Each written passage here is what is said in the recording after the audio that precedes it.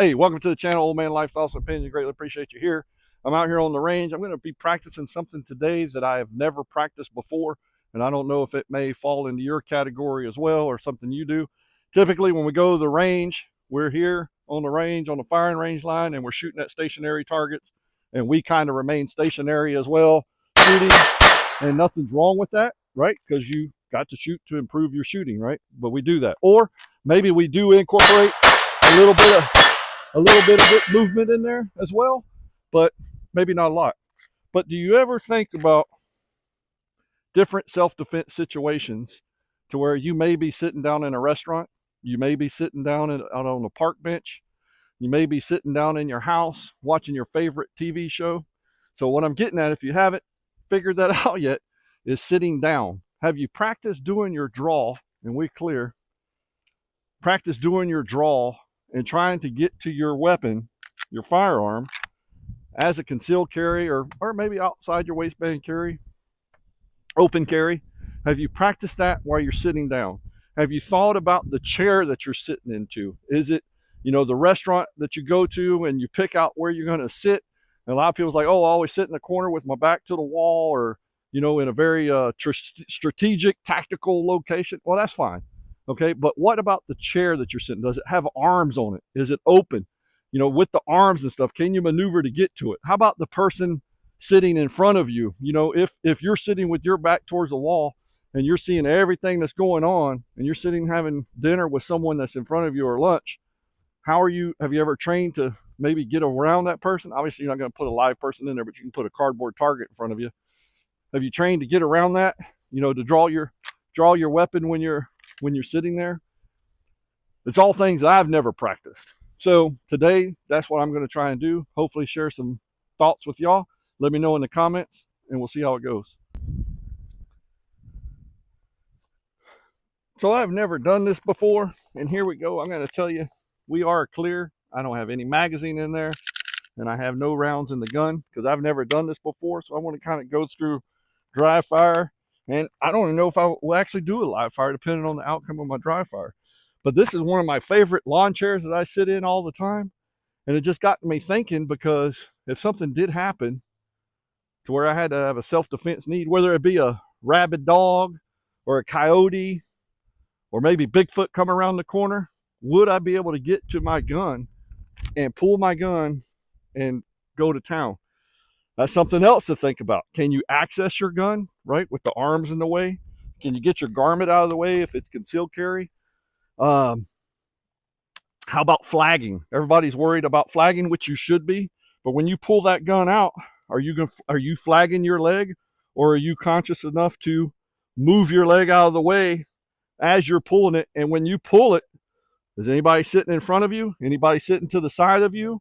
Are you not flagging them? Are you going to have to maneuver all the way around them to come back to the target? If someone's sitting in front of you, you're going to have to pull it. If you're sitting at a restaurant, at a chair, no arms in the restaurant, and you're sitting at a table in front of you, person sitting across from you, maybe you got 4 people at the table, person to your right, you got 2 people in front of you, you got patrons all around you, and if something happens and you got to pull your gun, can you get to it?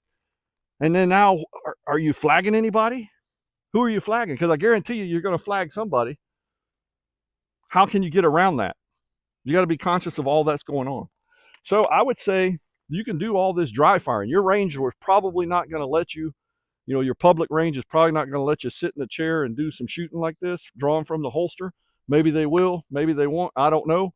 But you can do all this dry firing. And I would highly suggest, if you try this, if you haven't tried this, to safety-wise, make sure you do dry fire first. Don't have any ammunition involved. But I'm going to tell you, man, that's pretty challenging. So here we go. We're going to turn on the buzzer. And the buzzer, let me tell you, if you haven't got one, get yourself a shot timer, because this thing right here will definitely give you measurable results. Because you're like, what? Because I just got this a couple months ago. And I'm going to tell you, I was always like, I don't need no shot timer. I'm just going to practice drawing my weapon and get it out. Well, that's fine. You should do that. And I've done that for years and years and years. I just recently got this shot timer. What this adds is unexpected beep, because you don't know when that beep's going to happen. You kind of got a little general idea when it's going to happen, but you don't know the exact time it's going to happen. And it gives you something to react to versus just you your brain telling you, hey, draw your weapon and go. Now you got to react to a circumstance. So this shot timer is the self-defense circumstance. So anyway, here we go. And we'll see if I can just, you're sitting here. Oh shit! You got get your weapon, and can you get it out and shoot accurate? And are you going to be able to get it out and shoot just one-handed shooting, or are you going to be able to get your support hand there as well? And to get all your stuff out of the way, can you do it? That's the question. I don't know. Think about flagging people. Think about the safety measure. Oh, think about you're going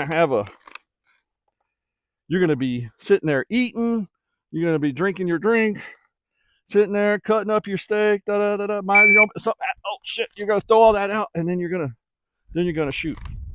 You got to think about flagging. Definitely, right here, my leg is a problem. So when I pull this out, I definitely got to move my leg out of the way, and then my foot too.